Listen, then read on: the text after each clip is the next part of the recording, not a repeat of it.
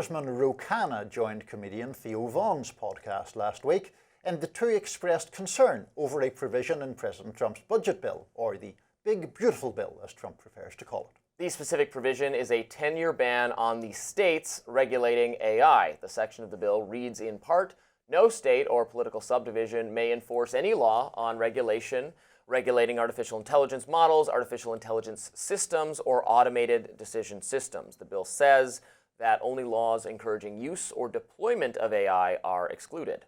Here are Vaughan and Khanna reacting. If now a state wants to pass a law saying you got to have a truck driver on a truck, you can't do that. If your state wants to pass a law saying you can't have an algorithm in social media that gets young girls addicted to content that makes them more likely to have eating disorders, can't do that. So it's just going to be federal will be the only one. And you know what? Guy, do you not see do you not see what is at the gates? Khanna also laid out what he thinks are the two possible paths that AI development could take. There's the beautiful AI vision of how your nephews could learn this and build wealth, and we could have some people in one generation have economic security. And then there's the dystopian AI vision, where big government and big companies control our data, are making decisions based on what predictive algorithms are telling about us, where we lose control to machines. Khanna and Vaughan also discussed their concerns with the data analytics company Palantir. Khanna said that while Palantir does some good things for America, like using AI for tactical military purposes, there's another concern: people's personal data. Let's watch that.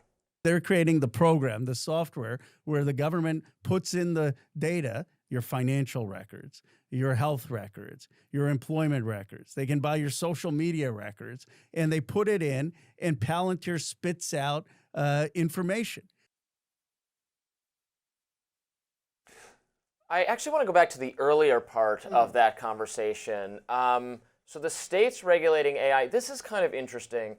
Now, I don't like regulation, and I don't want to over-regulate AI. And Khanna actually, the very first example he gave is something where we're like, oh, of course I don't want to do that. Like if a state tried to pass a law saying trucks have to be driven by people rather than AI is a law I would utterly, absolutely oppose. What if the AI drives the trucks more safely and with greater efficiency than human beings? We might not be far away. That might already be the case. We might not be far away from that. Taking that off the table to do what would essentially be labor protection would be an abusive use of the law, in my view. You'd have lots of unemployed truck drivers, but anyway. Well, yeah, we can't hold back. Time, Heartless progress, Robby marches. against the working classes again. I say it all the time. The horse and buggy repairman lost his job when a little something called the Model T rolled off the assembly line, Crimea River.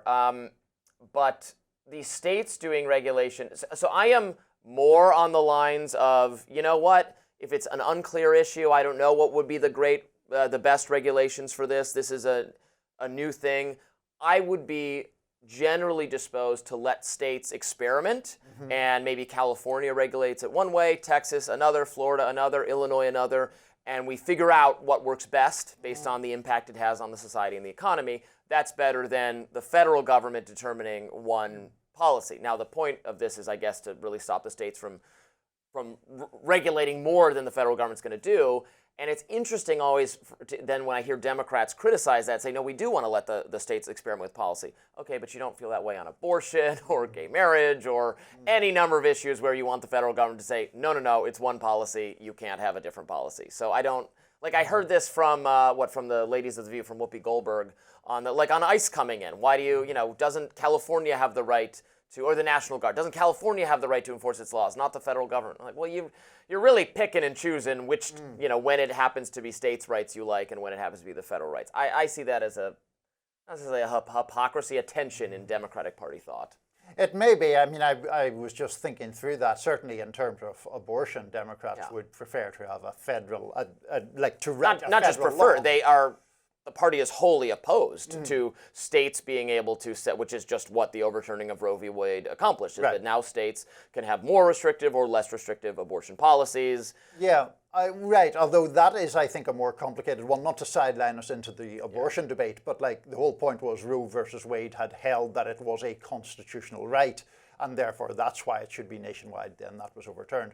Yeah, but we can say that about, the AI touches on a lot of speech-related stuff. I have a First Amendment constitutional right to, use, then he started getting into algorithms and how they affect, depression or whatever. Well, okay, but I have a First Amendment right to engage with that content or to create a website that promotes that content and uses algorithms. So why do you, the state, get to, the state of California doesn't get to override my First Amendment right?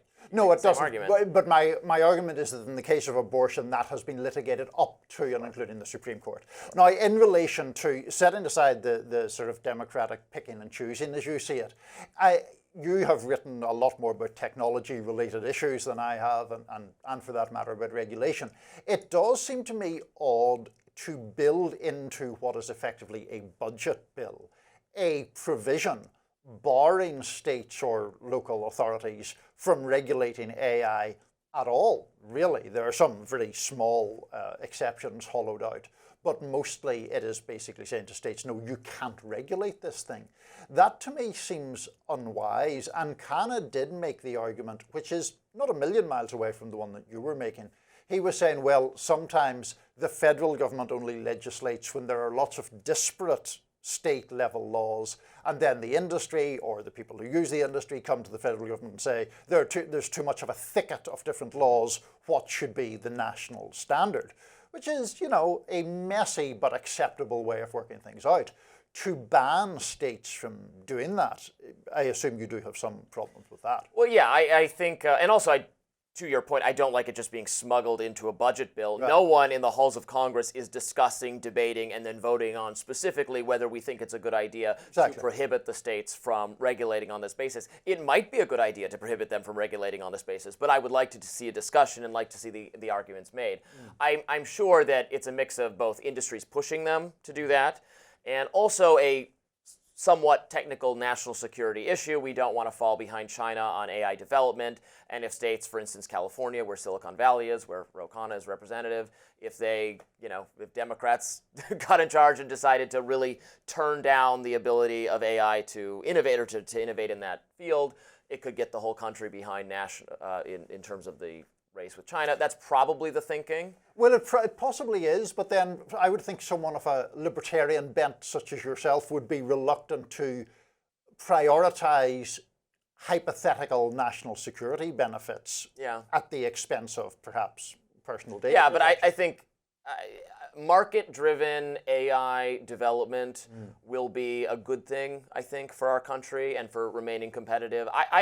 I'm sure AI can be misused, and we've got a lot of science fiction on how AI is misused. Absolutely. But I think people tend to, the doomers are always saying all this new stuff's going to be bad. I think we underappreciate how much it could also make our lives a lot better.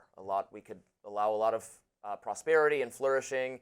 And I want to regulate, fine, but I want to regulate carefully and thoughtfully with people like Khanna, who is above average certainly in having nuanced and intelligent thoughts in this. It helps that he's a little bit younger than the average member of Congress who doesn't get these tech issues. No, it was a good conversation between himself and Theo Vaughan, to be fair. In other conversations, Bill Maher is calling out the views of Whoopi Goldberg for her controversial take on Iran. That's next.